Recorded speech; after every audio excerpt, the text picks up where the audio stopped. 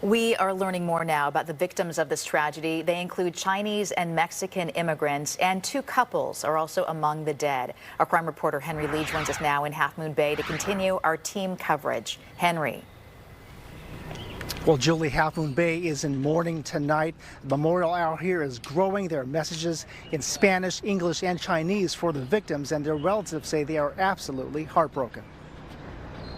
Flowers and candles line a plaza in downtown Half Moon Bay, a testament to 7 lives lost. I grew up in this community, and I can't imagine what the families are going through. Rose Bennington was among many in Half Moon Bay who stopped by to pay their respects. They don't deserve this, and I know the amount of stress it puts on the families now. 2 couples and 3 other victims were shot and killed, allegedly by a disgruntled fellow farm worker at 2 mushroom farms.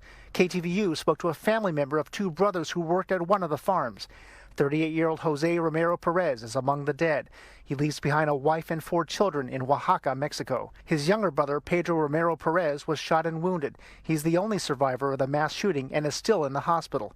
The brothers came to Half Moon Bay about a year ago to work and live at the farm. A relative of another farm worker who was shot and killed came to the plaza to speak about her sister's brother-in-law. She says 50-year-old Marciano Martinez Jimenez was also from Oaxaca, but had worked in Half Moon Bay as a farm worker for the past 20 years. She said she's sad because his parents had died before him. She said he was quiet and reserved.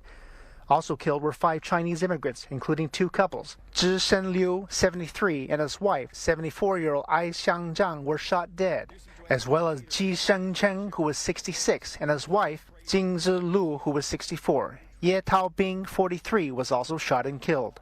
The victims were gunned down in 2 separate locations in Half Moon Bay before the suspect turned up at a San Mateo County Sheriff's substation. They were just picking the mushrooms.